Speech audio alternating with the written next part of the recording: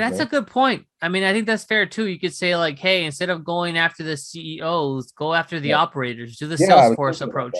Yeah, I was definitely thinking about that. Like I thought about that a lot last weekend. I was like, should they be going just after the operators? Because they're the ones facing like forget IT, forget engineering. Like the operators are the ones that are stuck there with that bottleneck every day, and like really trying to find a way to get at what they want to drive engagement or to drive the outcome on the next marketing campaign or whatever. And they're the ones that have the immediate need on a lot of levels. So I think there's Uh, something in that as well. Like how do you do that? uh, I think so too. I want to from Palantir. I'd like to see a little bit more, trying different things, different approaches. They have I think the executive pitch down, and they know how to sell there. Right. I'd like to see a concentrated effort like mid-tier and operator level, Right. and seeing what can they can do there, because if you can hit each level of the organization in a multi-pronged type of approach, that to Right. me is like you can't stop that kind of sale. It's like it's inevitable. Let's bring it full circle too, because maybe it solves a lot of the problems I complain about related to like the lack of maturity in the ML space, like the reasons all those initiatives are failing, and the emulation problem is like if if you had a entry point of say 50,000 or under, that's not necessarily SMB, but that is the mid market, and you could sign up with a credit card, and it's the operator that signs up with a credit card to solve this real problem you have. You have like several prototype cases of this trying to integrate these various analytics tools and things you need to look at to drive engagement or solve marketing problems or sales problems. And you had those prototyped on the site, and you just sign up with a credit card. The only bottleneck you might have is connecting your data, which has to be done through like a data connection client that Palantir offers. But assuming they had a channel partner that could just solve that problem, or your own IT department could solve that problem, and you could choose between a self-hosted option or a SaaS option on Palantir's site.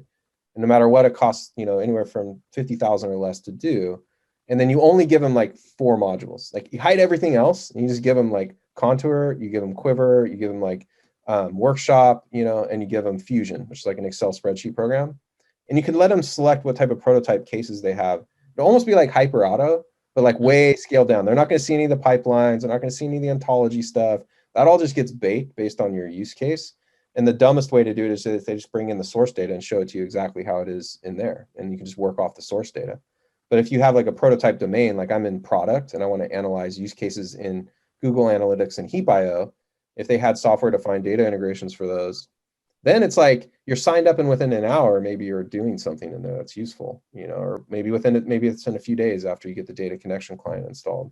But then the operator's unblocked, at that point, like the operator no longer needs to go back to IT and ask for an integration.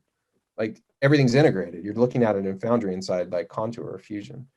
And then what's interesting about that is that you no longer worried about data science. Like you like really like you're just actually getting the business value immediately out of these better reports that they can generate off the global features and doing like advanced segmentation and stuff like that.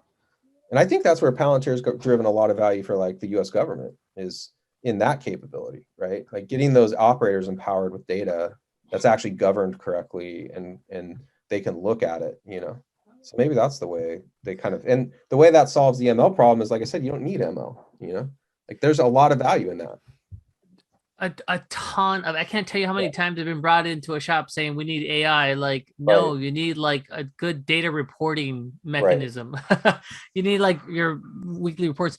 And it goes to, again, those are the first steps in building that culture. Like, even Yep. if I can turn on ML for you tomorrow, you're not gonna do anything with it because you're not gonna trust it. You're not gonna know how to use it. You don't know what's going on underneath the hood. Right. You can't grow into that. But I like what you're saying. I think how would I frame it? I would think like almost like, let's take like a market segment, and let's measure their time to first executive report Yeah. from the time that they start the onboarding process. Right. And Right. I would say like, okay, how cheaply can we make this? Like if we can do it like under 50K, 25K, how fast can we do the integration? And then the next milestone would be like, how long before they get some sort of like roll up report to an executive where like they're pulling different data Right. streams together, they're doing some transformation, and they have like a nice little write up. and it's something that's of some value to a leader or a manager. Right. That if you can optimize, I think that's you can optimize for that.